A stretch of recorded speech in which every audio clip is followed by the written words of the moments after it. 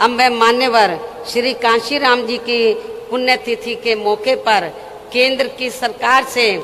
इनको भारत रत्न की उपाधि से सम्मानित करने की भी जोरदार मांग करती हूँ और इसके लिए इनसे ये विशेष आग्रह भी करती हूँ।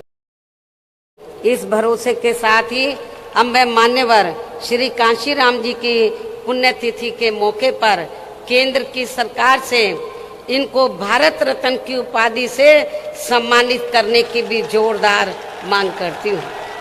और इसके लिए इनसे ये विशेष आग्रह भी करती हूँ। हालांकि इस मामले में हमें ये मालूम है कि केंद्र में कोई भी जातिवादी सरकार जल्दी से हमारे दलित वर्ग के महान व्यक्तित्व को इस उपाधि से सम्मानित करने वाली नहीं है और इस संदर्भ में बाबा साहब डॉक्टर भीमराव अंबेडकर का खास उदाहरण आप लोगों के सामने है। आप लोगों को मालूम है कि बाबा साहब ने तो देश का संविधान बनाया और जब केंद्र में अंग्रेजों के जाने के बाद कांग्रेस सत्ता में आई, राज्यों में भी रही, तो कांग्रेस की जिम्मेवारी बनती थी कि बाबा साहब को भारत रत्न की उपाधि से सम्मानित करना चाहिए था। लेकिन कांग्रेस की केंद्र की सरकार ने बाबा साहब को भारत रत्न की उपाधि से सम्मानित नहीं किया और नतीजा क्या हुआ, हमारे लोग इसके लिए काफी संघर्ष करते रहे लेकिन सफलता नहीं मिली क्योंकि कांग्रेस पार्टी नहीं चाहती थी कि दलितों को और खासकर बाबा साहब को ये सम्मान मिले। उसके बाद जब बीएसपी बनी और 1989 में जब केंद्र में जनता दल की सरकार बनी श्री बीपी सिंह के नेतृत्व में और कांग्रेस सत्ता से बाहर हुई और मिली जुली सरकार बनी तो उस समय हमारी पार्टी के 3 एमपी जीत कर आए थे। मैं खुद भी जीत कर आई थी 1989 में बिजनौर से। तो उस समय श्री बीपी सिंह जी ये चाहते थे कि हम लोग सरकार में शामिल हो जाएं। हमने श्री बीपी सिंह को ये कहा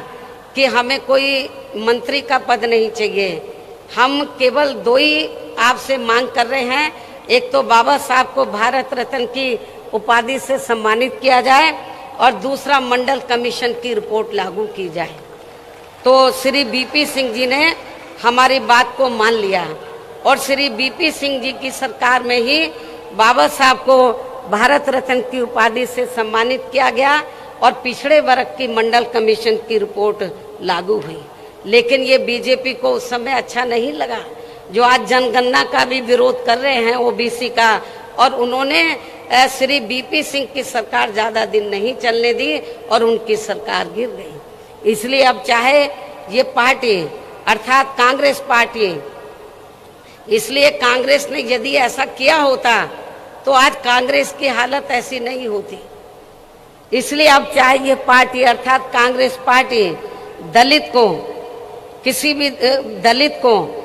भी स्टेट का मुख्यमंत्री व देश का प्रधानमंत्री तथा पार्टी का हेड भी क्यों ना बना दे तो भी दलित वर्ग के लोग बाबा साहब का ये अपमान